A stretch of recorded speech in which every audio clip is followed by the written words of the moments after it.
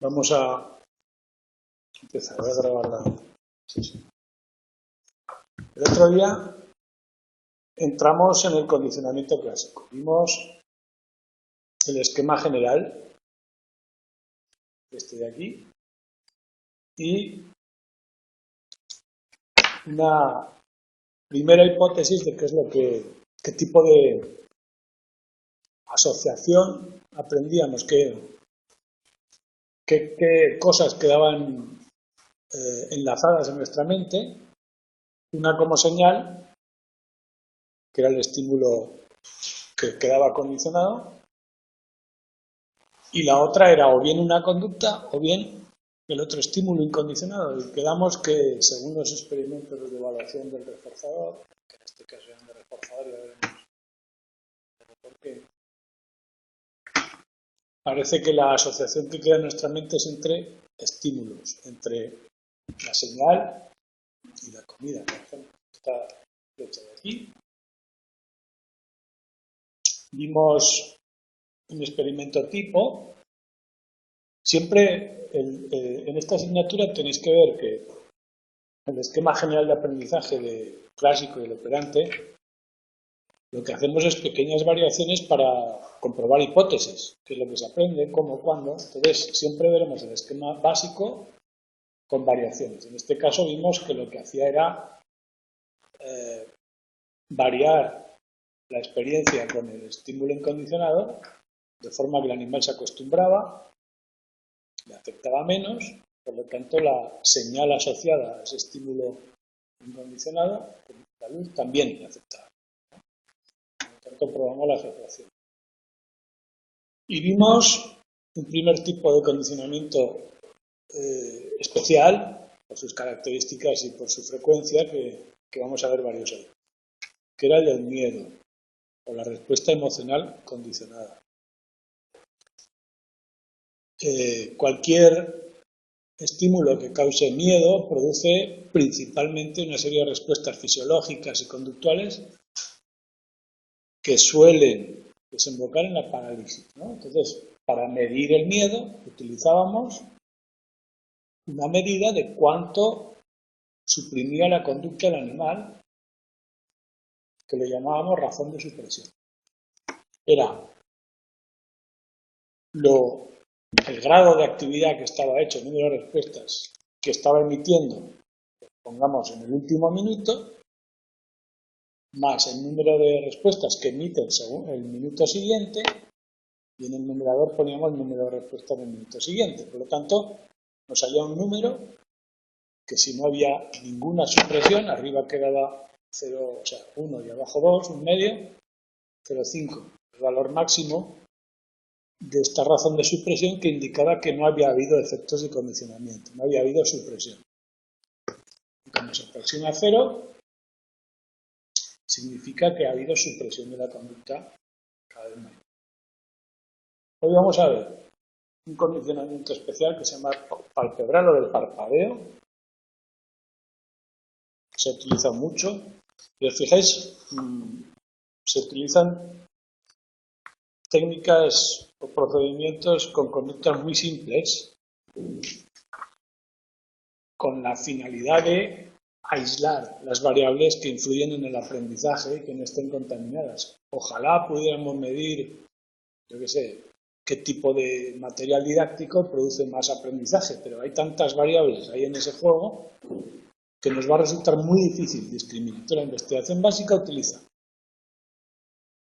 señales simples, visibles, claras, conductas simples, visibles, claras, y que además sean condicionables. Ya veremos que no todas las conductas tienen la misma probabilidad de aprenderse. Por ejemplo, es muy difícil, yo qué sé, que una gallina salte, y muy difícil que un ratón picotee, o al revés, ¿no?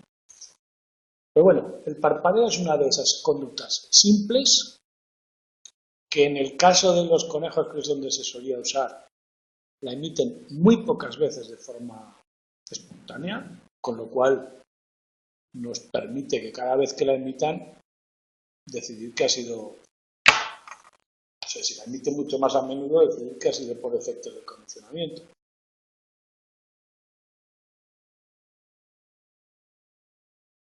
y muy automática o que depende mucho del sistema nervioso autónomo, no consciente. Es como la salivación, ese tipo de conductas que no dependen de un estado consciente, sino es un automatismo. Entonces, solo por eso utiliza mucho. De esto no hay mucha dificultad técnica, pero sí saber el dato. También se ha utilizado en humanos, pero en los humanos parpadeamos un poco más, es menos clara. Fijaos una cosa, si yo pongo una situación de aprendizaje, el control que tiene que haber el resultado, y hablaremos de eso ahora también luego. ¿Cómo sé yo que alguien ha aprendido algo? Por cuántas veces se emite una conducta, pero ese cuántas veces será una comparación con lo que hacía antes, ¿no? Y la comparación con lo que hacía antes tiene que tener una gradación. O sea, antes hacía 3 y ahora 5, eso es mucho, es poco. ¿Qué es? Pues todo esto va por ahí. Entonces los conejos apenas parpadean, pero para condicionar el parpadeo, para lograr que asocien una señal al movimiento del parpadeo, pues tenemos que pasar cientos de veces esa asociación. Ese es el dato que habría que recordar, aparte de las ventajas que tiene, ¿no? Por ser automática, por ser poco probable, porque es fácilmente visible y comprobable. Hay aparatos que detectan sin necesidad de estar ahí mirando cuántas veces ha movido. Bueno, ahora los teléfonos también nos miran los ojos. Y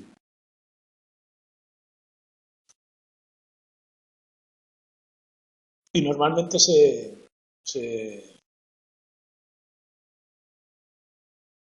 provoca el parpadeo en el estímulo, en la parpadeo incondicional, cuando parpadea o sea, tened en cuenta que tenemos que asociar una señal al parpadeo. ¿Cómo logramos que parpadee o qué cosas le hacen parpadear? Obviamente algo que se acerca al ojo, ¿no? En este caso se le suele poner un poquito de aire o viento, un soplo y parpadea. Entonces se asocia el soplo, estímulo incondicionado, con un estímulo televisivo. Tono. Normalmente es un tono porque estamos hablando de la vista, pues, porque al animal en el recinto de observación no le dejamos moverse. Bueno, respuesta condicionada, respuesta incondicionada. Siempre continuidad temporal. Y como podéis ver ahí en un gráfico, se ven el aumento paulatino y continuo de las respuestas condicionadas a medida que van avanzando los ensayos, ¿no? Y para ver la eficacia del experimento, del aprendizaje en sí, realmente nuestra señal se está tomando como tal, está teniendo efectos, tenemos que tener algo con que comparar. El grupo control lo vamos a someter a las mismas condiciones experimentales, porque si no podríamos pensar que a lo mejor es cualquier variable. Por ejemplo, si un grupo oyera el tono y no tuviera soplos, podríamos pensar que la mera presencia de la diferencia entre un grupo y otro invalida los resultados porque el tono por sí mismo puede producir efectos ya que no produce con el soplo o cosas así. Entonces, ¿cómo logramos que se den las mismas condiciones y no haya emparejamiento, que no haya asociación o no sea una señal uno de otro? Pues mediante, también lo veremos ahora más en detalle, la sucesión de ambas cosas sin ninguna relación sistemática. Ocurren al azar. Esperamos que el tono, al azar, quede como una señal de nada. Mirad, para muchos experimentos, no por esto estos son ciertamente sencillos, pero luego veréis, cuando se complican un poco, también es una buena técnica conveniente imaginarse la situación experimental. ¿Qué ocurre y qué ocurre a continuación? Y tal. En este caso, veis que en el grupo control lo que está ocurriendo es que de vez en cuando suena un sonido y de vez en cuando recibe un soplo. Pocas o ninguna veces, si lo hacemos medio bien, ninguna ocasión, ninguna veces coincide el tono, el soplo, Pues una sesión experimental, pongamos 2 horas, en la que hay 50 soplos o 60, uno cada 2 minutos, y 60 tonos cada 2 minutos, se puede separar bastante.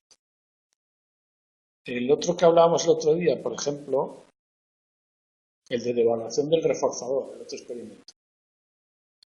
Pensar, yo qué sé, pues un determinado restaurante donde he comido una comida muy buena, para mí tiene lo asocio, el barrio, los cubiertos, lo que sea, lo asocio a esa comida y para mí es un estímulo positivo que me causa una previsión del placer. Imaginar que esa comida un día me sienta mal y el restaurante no lo veo con los mismos ojos. Eso es la devaluación del reforzador. Claro, la teoría dice, podría ser que el restaurante en sí esté asociado con la primera experiencia que fue buena y no con la comida en sí. Pero no, parece que está asociado con la comida en sí, ¿no? Si me sienta mal la comida, el restaurante también. Lo veo peor, aunque no haya tenido ningún efecto. Pero imaginando la situación experimental lo más realista. Bien, el parpadeo no tiene más detalles que esto. Seguimiento del signo. Esto es, como el propio nombre indica, hacer algo con la señal que nos da, que asociamos con el estímulo incondicional. El ejemplo que se usa para describirlo, es el que se descubrió la conducta, es que la paloma, la luz que hemos asociado con la comida, que produce una respuesta en este caso, pues aquí no era salivación, pero sí de preparación para la comida, el picoteo, lo que sea, la misma que la comida, también produce conductas asociadas a la luz en sí misma. Por ejemplo, la paloma picotea esa luz, ¿vale? ¿Por qué le damos importancia a esa conducta? Bueno, pues porque es sistemática. Es una conducta que ocurre solo si hay condicionamiento clásico. Es decir, si esa luz está asociada con la comida. Si no, no. Si la luz aparece al azar, la paloma no suele ir a picotear. Ven, está asociada al condicionamiento clásico. Pero en sí misma la conducta no es productiva. Porque ni le da más comida ni más seguridad. Es una conducta ilícita que se da por exploración, por mil cosas. Mirad que luego veremos el condicionamiento operante, las relaciones entre el clásico y el operante. Esta es una de las cosas que los conectan. El clásico es conductas automáticas, por mera asociación, y el operante son emitir conductas relativamente nuevas, que no hacíamos antes. Pero bueno, esta es una que aparece dentro del paradigma del condicionamiento clásico, aunque no es reforzada nunca. El hecho de picotear la luz no nos da comida. Ya verá, simplemente cuando se enciende la luz, ¿vale?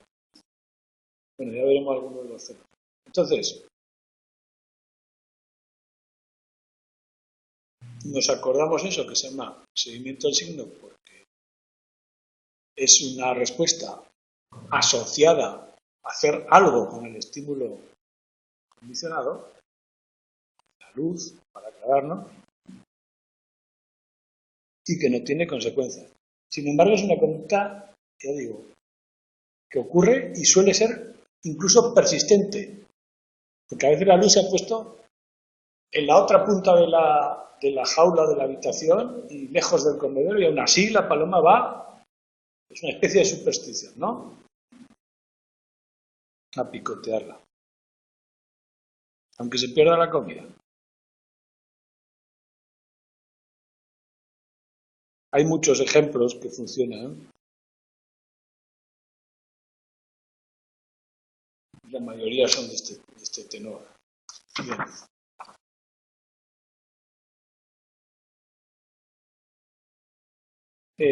Aquí nos introduce unas cosas que las veremos muy en detalle, así que no hace falta tener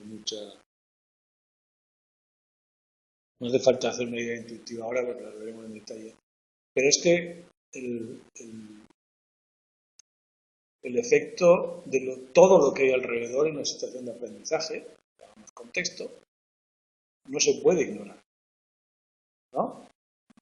Aunque para mí las variables claves salientes, aunque yo procuro que lo sean, es esa luz y la comida, porque la comida ya es significativa del animal, no podemos ignorar que alrededor, la jaula, las paredes y todos esos elementos quedan asociados a la situación, al aprendizaje, a la comida y todo eso. Lo veremos en detalle cómo se ha incluido eso en la secuencia, ¿no? Bien. El sabor. Como la mayoría lo hemos pasado queriendo sin querer, es fácil de entender.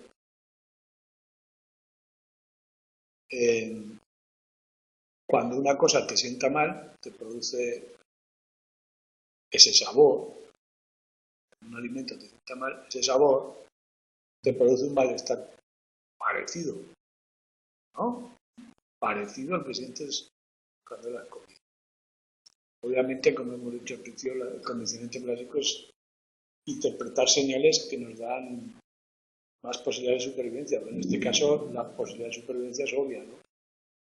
De hecho, se descubrió, se investigó en parte cuando se trataba de eliminar, pues, por ejemplo, a ratas, les ponían veneno.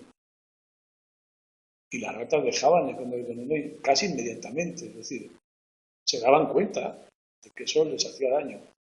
Incluso se han puesto venenos que hacen efecto a lo largo de los días, 1, 2, 3 días, y aún así, a la larga, dejan de comerlo.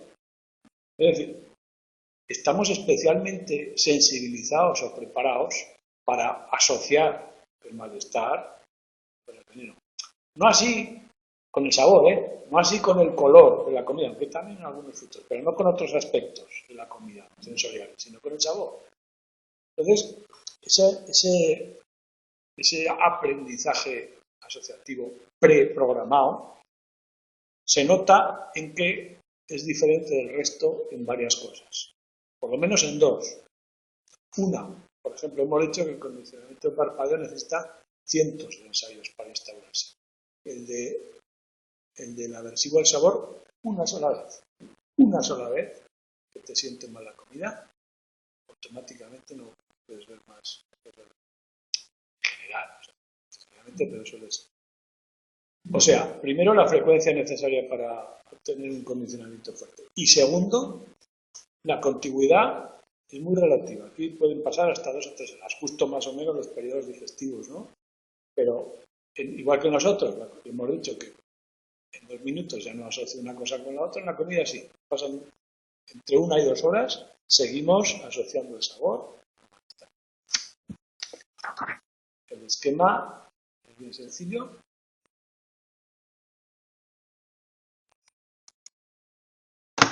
Normalmente, cuando lo hacemos en situaciones experimentales,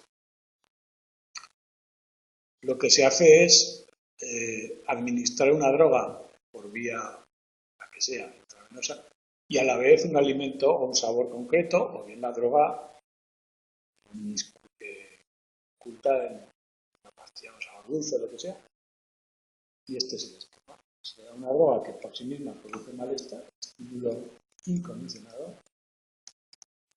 Y el sabor, que en principio no tiene, pues es más o menos agradable, pero no tiene por qué tener características salientes, acaba por...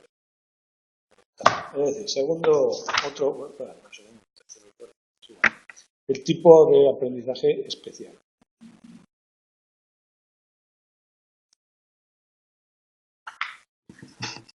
Vamos a ver ahora los tipos de condicionamiento clásico que podemos encontrar, un repaso de todos ellos. Bien, primero nos tiene que quedar muy claro las dos categorías principales que son excitatorio contra inhibitorio. Y no confundir apetitivo y aversivo con excitatorio inhibitorio. Es decir, el excitatorio no es porque la consecuencia sea buena, sino porque la señal es válida, en el sentido de que predice que va a ocurrir. Y en el inhibitorio no es que el estímulo sea aversivo o malo, sino que la señal predice que no va a ocurrir el estímulo incondicional. O sea, claro, la respuesta incondicional porque no va a haber estímulo incondicional. Por ejemplo, sería excitatorio el cuadro clásico de los perros de Pavlov, en el que, yo qué sé, con humanos, los ruidos de la cocina me hacen asociarlos a la comida que viene después, por lo tanto los ruidos de la cocina preparan mi estómago lo que sea para comer. Pero también es el aversivo, es decir, las señales de que algo me va a sentar mal, o el aula de exámenes, de aquí, el aula significa que vas a hacer un examen. O imagínate que vas a una clase y los días que hay examen te llevan a una aula especial y los días que no hay examen van a otra aula diferente y te dicen, oye, al aula de ¡pum! Automáticamente aflora excitatorio. ¿Por qué? Porque el aula indica que va a haber examen. Obviamente las consecuencias son muy diferentes en cuanto va a ser positiva que negativa. La respuesta incondicional es diferente, pero lo que ocurre es que se produce la respuesta incondicionada, que en principio es paralela a la clase de estímulo. La comida, hasta el examen. ¿Qué ocurriría con el inhibitorio? Pues el inhibitorio es, si en vez de los ruidos de la cocina, a la hora de cenar, se apagan las luces y no hay ruido, quiere decir que no vamos a la cama sin cenar, por ejemplo. ¿Qué quiere decir esa apagar las luces? Que no hay cena. Que ya no esperes el ruido, que no va a ocurrir. Eso es inhibitorio. La consecuencia en este caso, que era buena si hubiera ocurrido, como es mala, producirá una reacción de frustración. Obviamente la reacción es la que produce no tener la comida que esperabas. Esa es la respuesta incondicionada que era condicionada a la señal de no cena.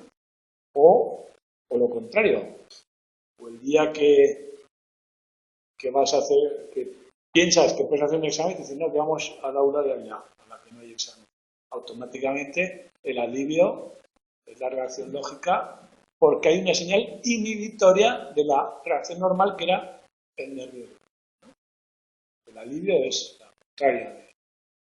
O sea, que quede bien claro, excitatorio es señal de que va a ocurrir el estímulo incondicionado.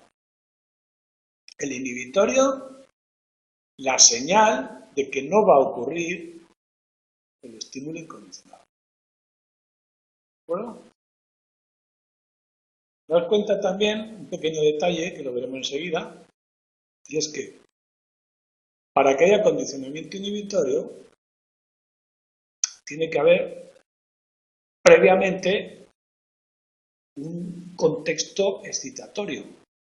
Para que una señal indique que algo no va a ocurrir, es que ese algo está ocurriendo habitualmente, ¿no? Hay una sospecha de que puede haber un examen. Si no hubiera sospecha, no habría ninguna posibilidad de condicionamiento. ¿Vale? Ahora, el excitatorio no, el excitatorio es diferente en el sentido de que nosotros activamente asociamos lo que ocurre en el entorno con las cosas que nos pasan y podemos aprender muchas asociaciones que no esperábamos, ¿no? Vamos explorando la realidad para ver qué ocurre. Si yo me meto la mano en el bolsillo y noto que el tacto de un billete, quiere decir que me puedo tomar un café o me puedo comprar algo. Eso es excitatorio. Si meto la mano en el bolsillo y noto el tacto del forro, del billete, quiere decir que no me puedo comprar algo. Eso es inhibitorio. ¿Te dais cuenta? Pero hay que distinguirlo, ¿eh? Es muy básico, pero hay que tenerlo claro. Porque muchas veces luego en las preguntas y eso, no te pones en situación. Bien, vamos a entrar dentro del excitatorio. dentro del excitatorio hay el efecto que hemos dicho que tiene que ocurrir es que el estímulo condicionado, le hace la señal, le hace el estímulo neutro en principio, va a ir asociado a un estímulo incondicionado. Y hemos hablado alguna vez, hemos apuntado en algunos de los tipos que la asociación más natural es la contigüidad temporal. No necesariamente la única, ya veremos. Pero la contigüidad temporal parece que le da valor a una señal. Si con cierta frecuencia van juntas la señal y el estímulo natural. Luz y la comida. Ahora bien, ¿de cuántas formas pueden ir juntas?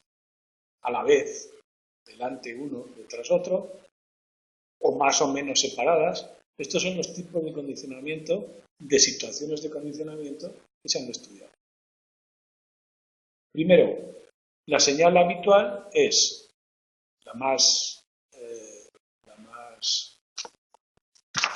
efectiva, como podéis pensar con cierta lógica, desaparece la luz y justo cuando la luz se apaga aparece la comida. Bueno, esto está bien relacionado. Eso se llama lo de moda. Si después de la señal pasa un tiempo y luego aparece la comida, podemos aprender también pensando en el problema. Por ejemplo, en el aversivo al sabor nos ocurre con una facilidad preprogramada, pero también podríamos detectarlo en una situación nueva, ¿no? Pero es más difícil. Es más difícil porque no es tan evidente. Condicionamiento de huella, precisamente porque lo que parece que asociamos con la EI es una especie de memoria, huella de lo que ocurre. ¿Y si ocurren los dos a la vez? A la vez aparece la señal, a la vez aparece la comida, que llamamos simultáneo, y hacia atrás cuando la señal aparece después, que si va asociada, a lo mejor podría producir algún efecto. Eso es el cuestión. Ahora bien, normalmente, también en la realidad, pero normalmente en los ensayos, lo que está ocurriendo es que muchas veces, no solo, programamos, cuando lo programamos nosotros y no ocurre al azar, como en el entorno natural, asociaciones de este tipo. ¿Cuántas veces? 100 a la hora, bien, 100 a la hora. Y esas veces, si programamos un condicionamiento de huella, imaginaos que metemos un estímulo incondicionado, la comida, cada minuto, una hora. Y metemos una señal de huella medio minuto antes. Las mismas, 60 comidas, 60 señales. Medio minuto antes. ¿Qué está ocurriendo? Comida. Medio minuto y la luz. Medio minuto y comida. Medio minuto y la luz. Medio minuto y comida. Te das cuenta que esa huella puede estar asociada, pero a la de antes o la de después. No, ¿cuándo será más fácil que eso sirva de señal? Cuando el intervalo entre la señal y la comida sea menor. Si logramos que en vez de 30 segundos fueran 2, luz, comida. 58 segundos que no pasa nada. Luz, comida. Obviamente mucho más fácil. Bueno, pues esto es esto que hay aquí. Si el intervalo entre ensayos es grande y el intervalo entre estímulos es mucho menor, el condicionamiento es más fácil. Lógico, ¿no? Esto es señal, esto es periodo asignada y otra señal. Si esta señal la pusiéramos muy cerca de aquí, habría más posibilidad de confundir. Y si lo hacemos hacia atrás, ¿qué ocurrirá? Esto tiene su lógica. Si yo pongo E y inmediatamente después, que pasa un tiempo y incluso puedo cambiar el programa, no necesariamente en una sesión tiene que ser todo del mismo tipo. Podemos mezclar las ensayos, pero vamos a poner uno bien simple. Comida, luz. Pasa medio minuto, un minuto. Comida, luz. ¿Qué indica la luz? Por un lado está asociada a la comida, pero por otro lado indica que después va a pasar un minuto sin comida. En cierto modo es inhibitoria la luz. En cierto modo no, en cierto modo sí. Eso es el condicionamiento de huella, que lo pongo aquí ambiguo, es lo que esperamos. Cierto efecto ambiguo, y eso es lo que se encuentra. Así pues, estos procedimientos, además del dibujo, que es fácil acordarse, por los nombres también, huella, ahí el estímulo, y vemos, la eficacia, bien resumida, es esta. El de demora es el mejor, el de huella va disminuyendo, sobre todo a medida que esto va igualándose, los dos intervalos. El simultáneo produce una baja respuesta.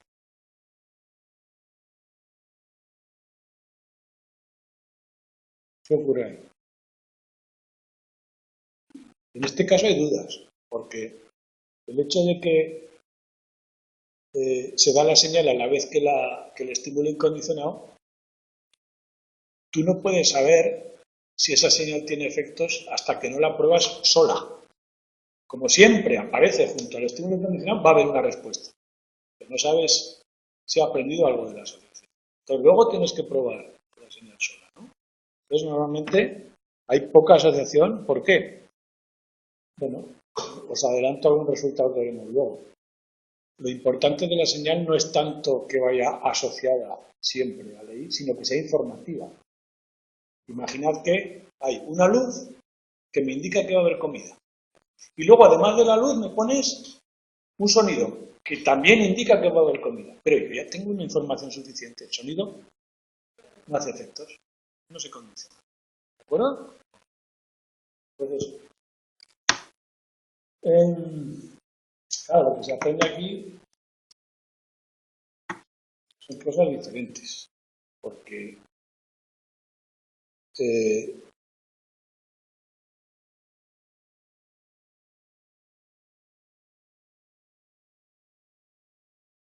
bueno, ya veremos que uno puede ser inhibitorio y todo eso, lo veremos mucho en detalle. De momento, con distinguir los tipos ya sobra. Bien. Luego dijimos, ya lo hemos enseñado alguna vez, ¿cómo sé yo que ha habido un efecto, que hay un aprendizaje o que la respuesta que se emite es mayor o más intensa que la que había antes? Pues bueno, las medidas del efecto del aprendizaje consisten en medir las respuestas. Ya vimos que Pavlov lo que estaba haciendo es medir la salivación, la cantidad de saliva que producía el animal ante la presencia de comida y luego ante la presencia de la señal. Normalmente, o se hace una sesión de prueba, después del aprendizaje, o se mezclan ensayos de aprendizaje y ensayos de prueba. Es decir, algunas veces viene la señal con el estímulo incondicionado y a veces aparece la señal sola. Yo tomo medidas de la respuesta en ambas. ¿Qué medidas de la respuesta se pueden tomar? Pues las habituales. Dependiendo de la respuesta, pues conviene una u otra.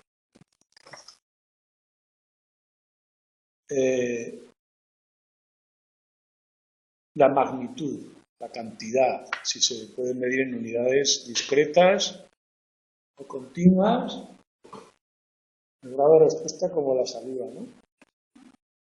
O incluso la supresión condicionada es una medida de magnitud, de cuántas veces deja de hacer lo que hacía. está relacionada con la magnitud, aunque sea hacia el negativo. Otra es la probabilidad.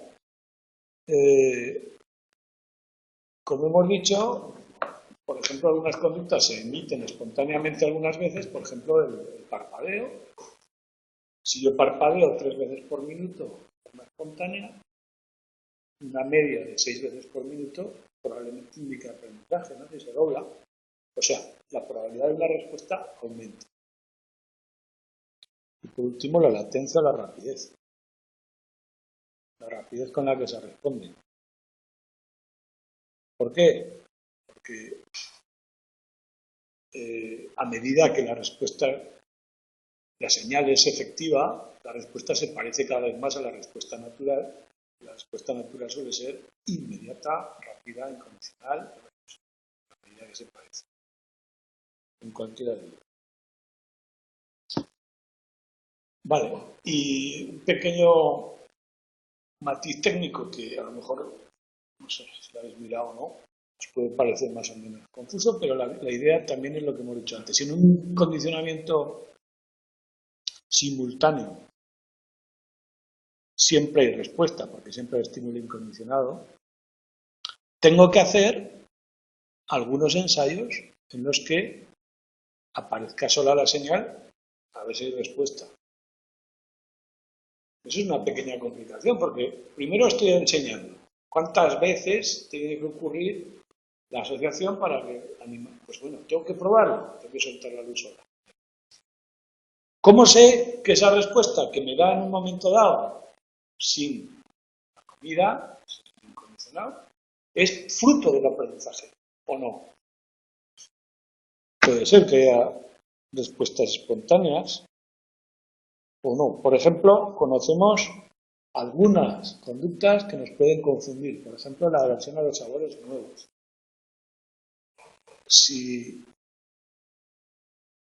estamos probando el efecto de un sabor, sabemos que hay una tendencia a que los sabores nuevos van a producir cierto rechazo.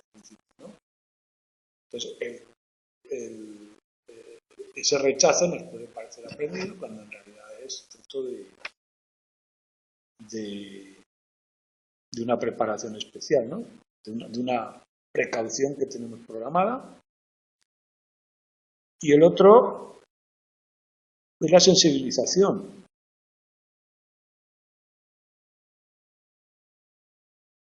El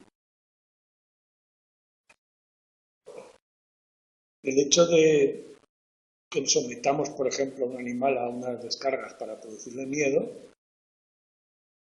puede generar una reacción excesiva por el efecto acumulado de las descargas, se llama sensibilización. Lo contrario de lo que llamaríamos habituación, ese que decíamos en el experimento del ruido, decíamos, para devaluar el efecto del ruido lo sometemos al animal al ruido muchas veces. Y eso hace que te acostumbres y dejes de percibirlo. Es como el que vive al lado de una vía del tren. He dejado de oír los trenes. Ahora, cuando llega uno nuevo, no puedo dormir. Bueno, pues la sensibilización es lo contrario. Ese nuevo que llega y que los ruidos lo ponen cada vez peor, no puede vivir ahí. Claro, que se produzca uno u otro depende de la intensidad de tu sistema nervioso en micro. Pero bueno, la sensibilización no es un aprendizaje, es un cambio de la respuesta, pero que no es por asociación. Acordaos que decimos, aprendizaje es cambio permanente o más o menos permanente de la conducta que se produce por la experiencia en el medio, no por mecanismos internos. Entre asociando acontecimientos que antes no estaban asociados. Bien. También ocurre otro tipo de contaminación. El mero hecho de poner un animal a comer hace que haya un incremento de la actividad, la excitación de la comida, tal, y puede ocurrir cosas que están asociadas a ese incremento de la actividad, pero que no son fruto de ningún aprendizaje asociado. Todo eso hay que descartarlo. Vale, ¿cómo? ¿Cómo? Pues limpiando todas las asociaciones que no sean las que nosotros buscamos. Es decir, todo aquello, tenemos que estimar la probabilidad de que sea justo nuestro estímulo el que está produciendo esa respuesta. Y eso no siempre es fácil. Porque, como hemos dicho, tiene que haber un grupo control y un grupo experimental.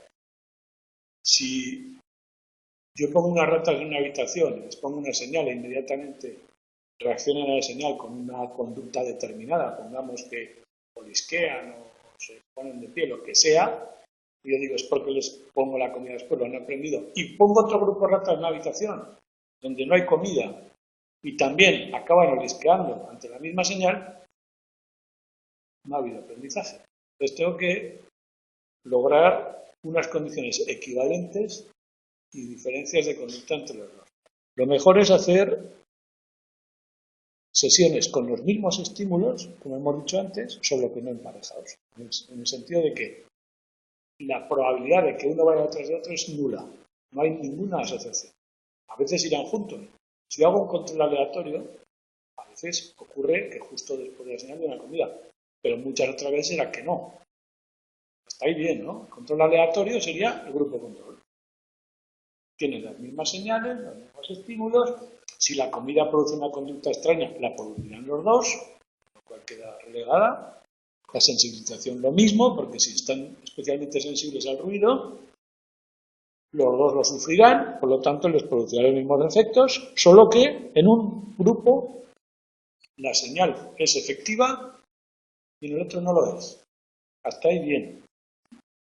Ahora bien, el problema es que está demostrado que somos un poco supersticiosos, es decir, que algunas veces sí que ocurrirá la señal justo con el estímulo incondicionado y producirá efectos de aprendizaje en el grupo control, cosa que no queremos. Eso está demostrado que ocurre. Más, la superstición está basada en eso. Si un día te fue bien, te va a ir siempre bien. Está basada en eso. Entonces lo que hacen es hacer una pseudo aleatorización que se llama.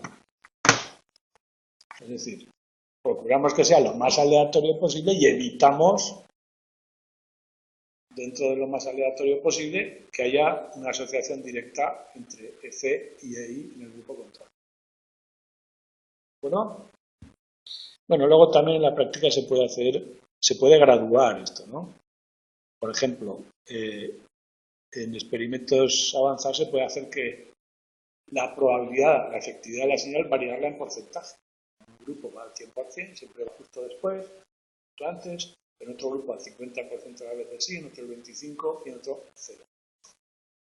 Bueno, y lo que dice ahí es que en una sesión experimental tenemos siempre 4 posibles ocurrencias. Si dividiéramos la sesión experimental en bloques, en los bloques en los que ocurren algo, tendríamos 4 tipos de bloques temporales. Uno, en el que la señal precede al estímulo incondicional. Otros, en el que aparece la señal sola. Otros que aparece la comida sola. Y otros que no aparece ninguno de los dos. Entonces, lo ideal sería que la distribución de esos bloques sea aleatoria, al azar, o bien sea sistemática en cierta medida, y comparar a los dos grupos. Pseudo aleatorio. ¿Se entiende bien, no? Vamos al inhibitorio. El inhibitorio es un poquito más complicado que el excitatorio.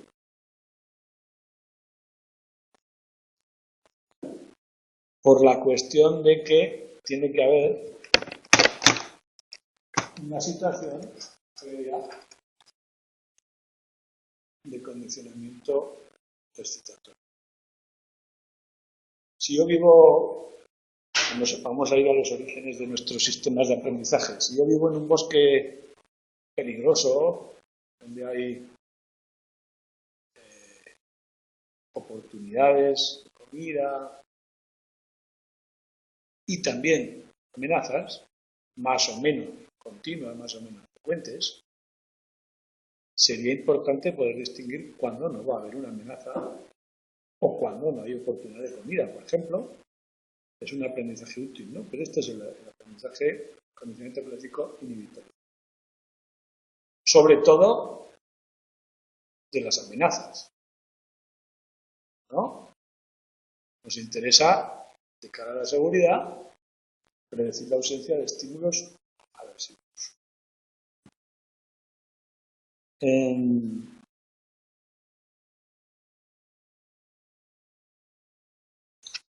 El efecto, en principio, es contrario al excitatorio. En principio es contrario o complementario, podríamos llamarlo.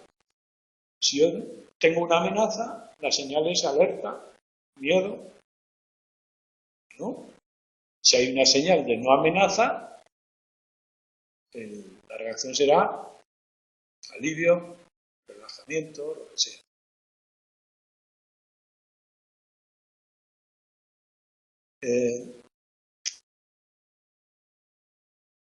¿Qué ocurrirá si la señal es que no va a haber comida? Pues preocupación, frustración. Claro, la preocupación es más cognitiva, pero también se condiciona, ¿eh?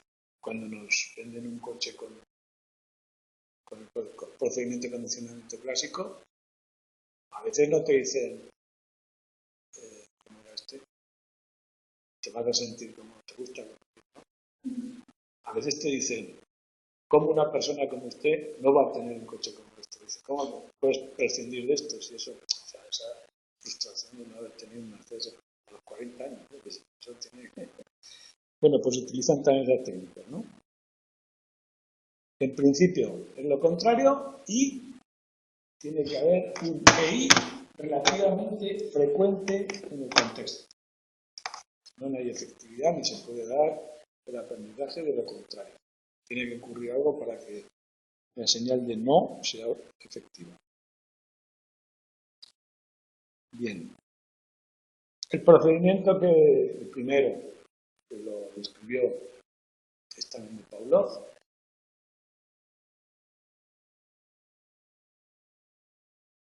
y se le llama procedimiento estándar.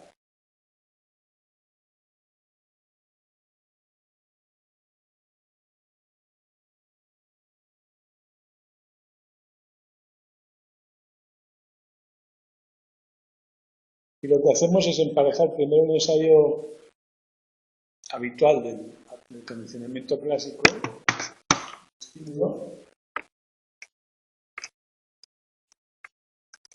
con el EI, hacemos un aprendizaje separado, o sea, un aprendizaje clásico, y después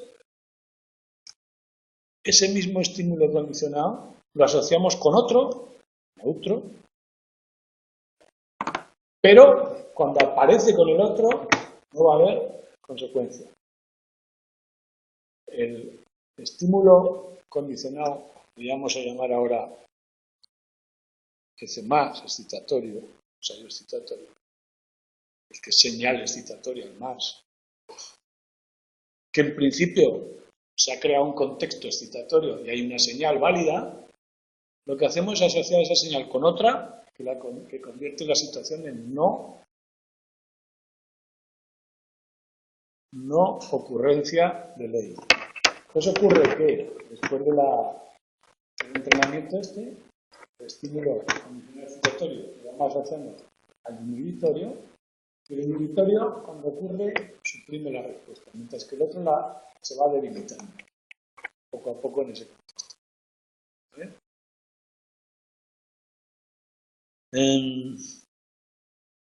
Lo que aprenden es señal, con el ejemplo clásico, la luz, comida, saliva.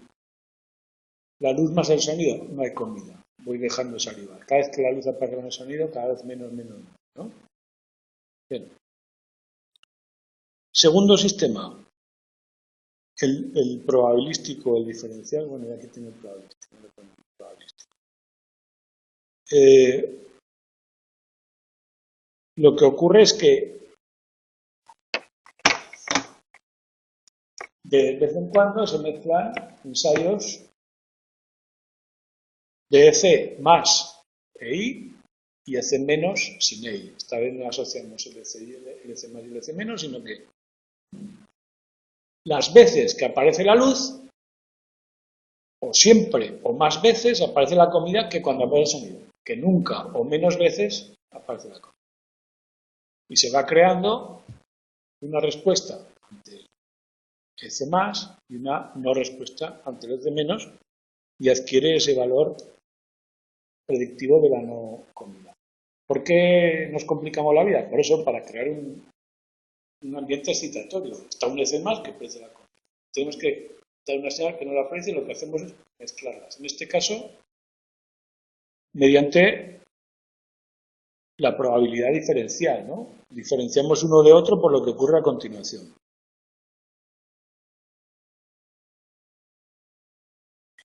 Bien, el desemparejamiento explícito, en vez de ser probabilístico, lo que hace es intentar que nunca el EC aparezca junto al EI.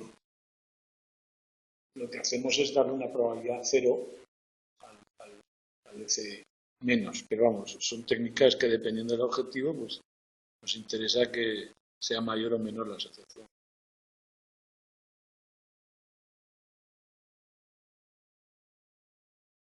Siempre, como dice ahí, hablamos de correlaciones. Las veces que ha ocurrido el EI detrás de una señal, mayores o menores, es una correlación. La probabilidad es una correlación. ¿Bien? Ahora bien,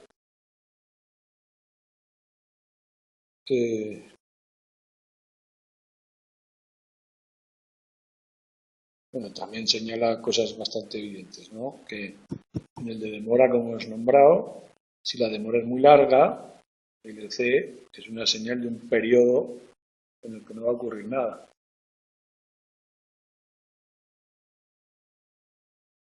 Si la huella es muy larga, también. En el de demora me refiero porque hemos dicho que el de demora, cuando acaba la señal, justo cuando acaba, empieza a leer.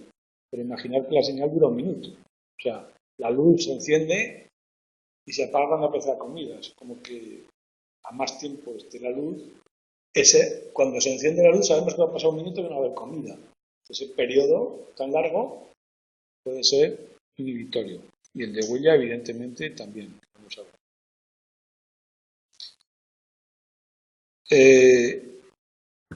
Como en de atrás. Bueno, como podéis ver, los efectos son bastante bajos, ¿de acuerdo? Ahora, ¿cómo medimos exactamente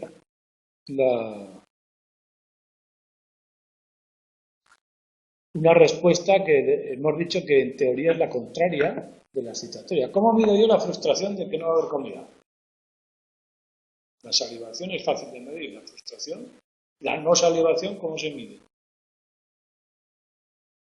O el miedo.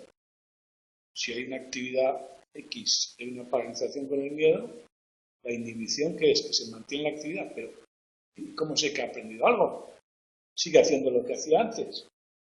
¿Hay realmente un valor de la señal inhibitoria? Sí, sigue. Bueno, pues el problema de la medida ocurre con muchas respuestas que no son bidireccionales.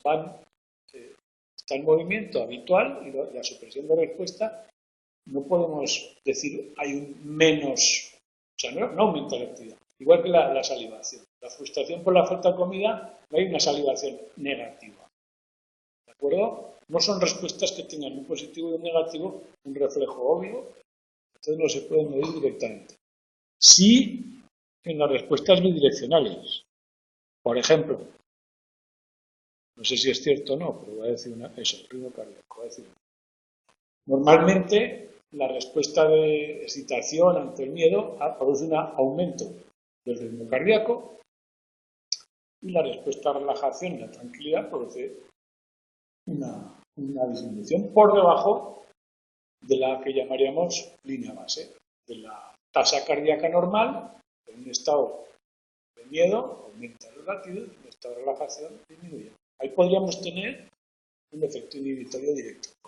Pero si la respuesta no son bidireccionales, tenemos que utilizar técnicas diferentes. Bueno, se han medido también en las respuestas motoras, en las palomas, pues cuando una cosa te gusta, te acercas, cuando una cosa te disgusta, te alejas. Pues cuánto se acerca y cuánto se aleja puede ser una respuesta bidireccional. ¿Verdad?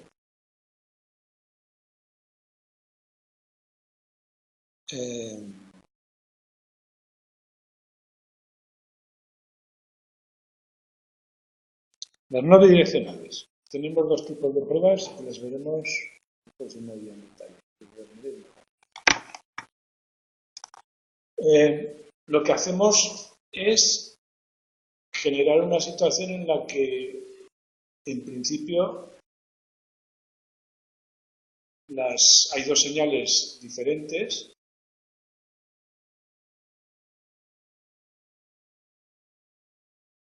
Comprobamos el efecto inhibitorio, estímulo compuesto, mantenemos una respuesta antes, y luego probamos una asociación en un grupo control, en un grupo experimental, uno al azar y uno experimental, el efecto compuesto de los dos estímulos, ¿no? Uno será neutro, otro no. Y otro, el retraso de la adquisición de un aprendizaje. A ver, cuando el de retraso de la adquisición conceptualmente no es fácil ver. Cuando una cosa te ha servido de señal inhibitoria, es muy difícil que luego eso sirva de señal excitatoria. Si una luz predecía la ausencia de comida, es muy difícil luego que esa luz prediga la comida. Entonces, hay un aprendizaje normal de la luz comida y cuando ha sido inhibitorio, ese se alarga. Ese retraso es una medida de la inhibición resultante. Y el compuesto es poner un estímulo que ha sido excitatorio y uno que ha sido inhibitorio juntos, ya ver si el excitatorio frena sus efectos con la presencia del otro, eso es una medida de su capacidad inhibitoria. Eso conceptualmente. Luego lo veremos operativamente y todo eso. Lo miráis y acabaremos este tema, supongo, el próximo martes y empezaremos con el siguiente que habla de los mecanismos y las teorías de todo esto que estamos viendo. De momento estamos viendo la cosa de una manera fenomenológica, de cómo es, luego veremos las explicaciones, las discusiones que hay hasta este momento. No sé a qué reina de pero si os genera alguna duda, alguna cosa que queráis aclarar, para eso está. Más que para escucharme, para eso. ¿Pero?